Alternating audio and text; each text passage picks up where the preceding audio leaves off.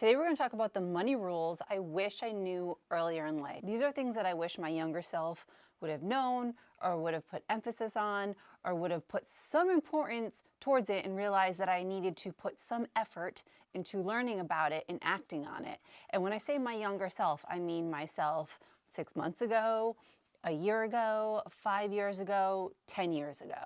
Many of these might sound obvious or simple, or maybe not, but all of these things are tips or insights that I either knew but didn't really put importance on or just didn't know in general. And so these are all things that I'm now implementing in my life as I try to increase my savings and decrease my debt and start working my way towards financial freedom, even though I have a long way to go. These are the ideas and the systems I am putting in place to try to achieve that goal. Number one is automate your savings. This was something that was told to me for a very long time, but it was not something that, even my dad used to say, like, my grandmother used to say, pay yourself first, but I never took it seriously. Like, I knew what it meant, but I'm like, yeah, whatever. And I didn't. So the general rule of thumb is that when you're just starting out, put 5% of your paycheck away first. No matter what, that's the first thing to do, and automate it. Put it into another savings account. Here's what I did for years and years up until about 3 or 4 months ago is I had a checking account and then I had a savings account, but my savings account was a pseudo checking account. So whenever my checking account got low, I would just take from the savings account. And, it would kind of hurt me to dip into that and see that lower, but I did it all of the time. It wasn't really a savings. Here's what I wish I knew that I didn't know, crazy that I didn't know. I'm pretty sure nobody told me this. And if they did, I definitely wasn't listening at all. But put your money not into a regular savings account, which I did my entire life, that was getting like 0.1% interest. Put your money into a high yield savings account, a savings account that garners interest, and you actually get more money for saving your money. So it wasn't up until 3 or 4 months ago that I decided to open a high yield savings account, and now every month I'm generating on average like another $40 to $50 per month just by having my money sit there, which is freaking fantastic. So I opened up a Capital One 360 performance savings account, high yield savings account, I believe. Right now it's getting 4.25%. That is not the highest I could get. I think SoFi might be around 5%, and then SoFi might be around 4.6%, and then Citibank, CIT Bank, I think is at like 5%. You might have to keep a minimum in there. Honestly, if I wasn't so lazy, I probably would switch from my Capital One to Citibank, if that's how you pronounce it, CIT Bank. But I just don't feel like switching everything over and then going into my budgeting app and changing all of that around. So I'm just going to stick with my 4.25. Maybe in the future I will change, but I'll link what I use below and then the Citibank. So basically, to sum this point up, is that definitely pay yourself first. I have automated my savings so that automatically I have about 7% or about $300 automatically going into a high yield savings account that I do not touch, that I can't necessarily take that money easily and put it into my checking account if I need it. It's in another account with another bank, and so it's just more difficult to use. So moral of the story is that if you're not doing it now, start putting a little bit of money, directly depositing a little bit of money from your check into a savings account if you can, starting with 5%, put it into a high yield savings account and just let that baby grow. Just let it grow, don't touch it. The next one is get yourself a budgeting app and track every single transaction. I'm actually in the middle of reading a book, and I'm gonna do a book summary. I'm going to do a summary on a few books that I've been reading. Some of them are really good and have some good takeaways from them. But one of the takeaways was if you really want to get your money in order and work towards, financial progress and financial freedom, there's two ways that you need to start out. Either the cash envelope system, where you're only working with cash and when it's gone, or you're literally tracking every single transaction in detail. I opt for that because I like to see it. I check my budgeting app, which is Quicken SIMPLIFI. I moved from YNAB to Quicken SIMPLIFI, and I'm so happy I did. And so I check my Quicken SIMPLIFI like multiple times a day. Don't know why. I actually find it fun. Instead of scrolling, I'll go into that app and just like look around. Just even if I look at it like calories. Like if I don't track my food, this might sound neurotic. If I don't track my food, I will definitely eat way more than I thought I was eating. And just like spending, like if I'm not looking at every transaction, I will end up spending way more than I actually think I'm spending. And at the end of the month or end of the week, I'll be like, what the hell happened? So moral of the story is, number 2 is get a good budgeting app, one that you're comfortable with, that you can work with. I had to go through a few to find mine, and stick to it and look at it often and make sure you're tracking everything so you know where your money is going. Number 3 is understand exactly what your fixed costs are. This might sound obvious to a lot of people, but it wasn't up until I started listening to Ramit Sethi and reading his book that I knew what fixed costs were, and that I actually took the time to calculate what this was costing me each month. And fixed costs are like your consistent reoccurring expenses like rent or mortgage and utilities and car payment. Generally, according to Ramit, and like the general rule of thumb is that you want your fixed costs to be anywhere from 50 to 60% of your income. If you exceed that, you're kind of getting into more difficult territory where money will be more tight. I didn't know this. It makes me sound so stupid, but I just never thought to sit down and actually like calculate like how much am I spending on all of my necessary expenses. What does that cost me? What is that percentage out of my paycheck?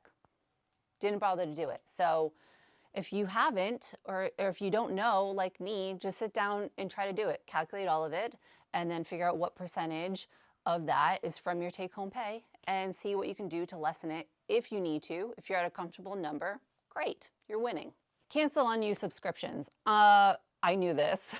This is something I knew, but out of pure laziness and procrastination, I did not. I could have easily gone into my little app on my Apple iPhone and looked to see what I was spending, and then gone through my Bank of America bill and see what I was spending, but I just didn't take the time. So I did when I started this whole personal finance journey and budgeting, and come to find out I was spending about, I cut out quite a few subscriptions, and I saved myself about $160 a month. So do that if you think that you have subscriptions that you're paying for. It could be like one of mine was $3 a week, which seems like whatever, but that adds up. It adds up. It's a lot. So, and then I had another one that was like $24.99 a month. It was not getting used. So go through your subscriptions. Don't procrastinate on it like I did. It is important, and it adds up. And if you can save that money and put it somewhere else, you'll be way better off. This is an important one, and I did not realize how important this was. Join a personal finance. If you want to, get out of debt or stop shopping or just kind of get stuff in order, no matter what, try to find a community of like-minded individuals with the same type of goal. So, or find an accountability partner. When I started this, unknowingly, I just started reading a ton of Reddits or subreddits. So I belong to, I think I'll link a few below that I belong to. I want to say like middle class finance, personal finance. I belong to the FIRE community. And although I don't know these individuals, A lot of them like great stories and questions about where they are and what they're doing. And some people like in the fire community are just starting out or are struggling a little. And some people have like achieved it at a younger age. You can congratulate them and celebrate with them. So I just think, or maybe it's a Facebook community, like if you can just find other people who are kind of going through the same thing so you feel like you're not left alone at sea. And also, this is one thing that I did not expect from YouTube. I think I'm going to make a video on my experience with YouTube coming up soon. I don't know that it really fits in with this channel. So if you want to see it, like the monetization and like what it's like and what I didn't know, let me know. But one of the outcomes of having this YouTube channel that I didn't realize was accountability. You guys are the truest sounding board I've ever had. And I think that, you know, to be totally blunt, there have been many times when I've wanted to go shopping, and there's two things that stop me. It is seeing my money grow has now it feels like it hurts more to take money away from that for something that doesn't feel as important anymore, which is great. So I'm definitely shifting that way. And then also, like, I don't want to come on this channel and say like, oh, I bought this and this. So it's accountability to myself and to you. So you guys are my accountability partner, which is great. And it's really, really effective. So find a group, find your people, or start a YouTube channel because it's kind of a game changer. It's pretty amazing. And if you can make it as simple as possible to start, the good far, far outweighs the bad when starting a channel. So anyway, you don't have to start a YouTube channel for this, but just like try to find an accountability partner. Maybe it's your friend, maybe it's your partner, maybe it's your parent or your sibling, or it's a group of people that you don't know. It will be extremely helpful. Oh God, okay.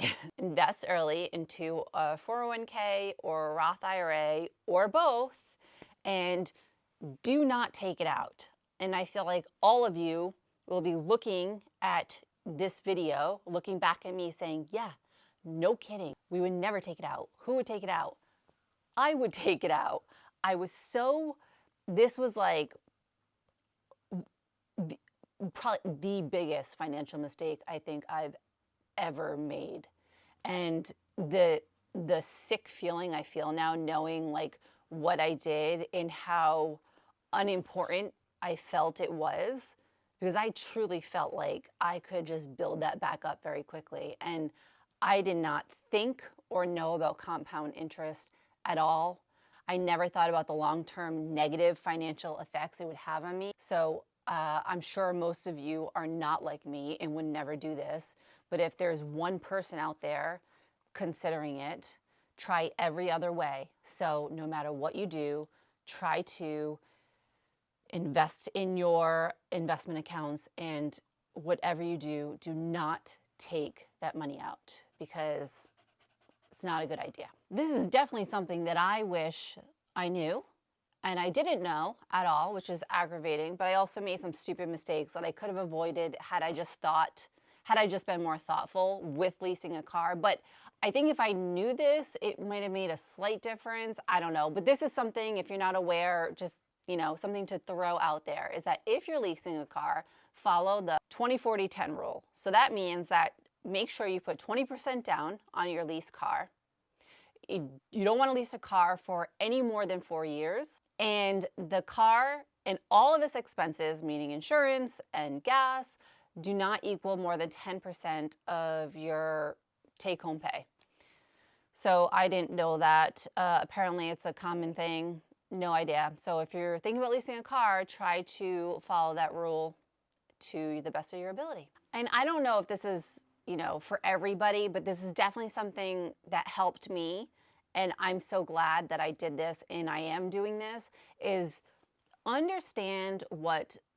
least understand what the FIRE community is, which is financial independence, retire early. And there are different types of FIRE. So it's like barista FIRE, where you semi-retire, but you have a part-time job, or fat fire. There's different types, but like understand what it is and if it's something that you want to strive for. And I say this because I had no idea what this community was. I didn't even know, like in my mind, it was just, you know, you work and then you retire. And that's kind of it at like 65. I just had no idea what the FIRE community was and if it was possible, that it was possible, and all of the different ways to achieve financial independence. And I think that the way that my brain works, I tend to go head first, deep dive into anything I'm really interested in. And I think that had I known about this community, that probably would have happened. But I didn't find FIRE until after I found Ramit Sethi, which was not too long ago. But who knows, you know, like we all have our seasons of life, and maybe I just wasn't ready to find all of this stuff until now, but now I'm like so in. Try to, like, if you're just starting out budgeting, or you just want to get your financial world in order and you don't know what you want to do, check out the FIRE community, see what they're all about and what they do. Some people in FIRE are extremely strict and some have more leeway. So I just wish that that was a community I knew about and goals that I knew about. The last two were in my last video, but they're definitely worth mentioning again because doing these two things have had a major impact on my spending and my ability to stop spending. And that is, don't chase trends and use social media wisely. If you have a shopping problem, do everything you can do to not get hit with ads that are meant for you. Like, Facebook knows me, they know what I like. These algorithms are smart. And Facebook and all these social media platforms have years and years of data on you of who you are and what you like. And as somebody who does Facebook ads, social media ads, and Google ads, I understand how that works. So do whatever you can to not follow influencers, to not let these marketing emails come through, and to hide any ads that you see and do not click through. I'm not perfect at this. I still do the click sometimes out of pure morbid curiosity. In fact, I just realized one thing I did, which is not good, but is good. Okay, this is Aspen. I have a favorite clothing store for dresses. It's called Hill House Home. And when I use Rent the Runway, it was every dress I rented from Hill House Home through Rent the Runway, I loved. And I loved one of them so much I bought it. And I've only, in 4 years-ish with Rent the Runway, I only purchased 2 things, and that was one of the dresses. So anyway, I love Hill House Home, and there was never any stores near me. I just found out yesterday that Hill House Home is actually, I work at 2 different offices in 2 different locations. One of them is right across the street from the cafe that I go to every time I'm in that office. It's like right there, and I didn't know until yesterday. So I walked inside, and it was nice, and I actually found some things I liked, but I didn't make the purchase. So I say all of that to say, just try to avoid anything that will tempt you until you really get the urge to spend under control and you really get more savings under your belt. Now, if you already have that and you have it under control and you're not shopping, you don't need to shop or spend, I'm so happy for you because I know that many of you are already there and I can't wait to be there. Those are all of the money rules I wish I knew earlier in life. The money lessons I wish I knew a year ago, 5 years ago, 10 years ago, and things that I'm implementing now. So, you know, if you are like me and you can take at least one thing away, whether it's automating your savings into a high-yield savings account, or being more thoughtful about social media and removing ads and emails from your entire space, getting a budgeting app or canceling subscriptions, or joining a finance community and getting an accountability partner. Or maybe you want to start a YouTube channel on your personal finance journey and tell the entire world your goals and your shame and everything, your income and your debts and everything else, you know? It could work. So I hope you took something away, or hopefully this was helpful in some way. And I will, and if you have questions or comments, leave them below. Aspen was really prominent in this video. Obviously, I don't know what his deal is. And okay, I'll see you next week. Thanks. Bye.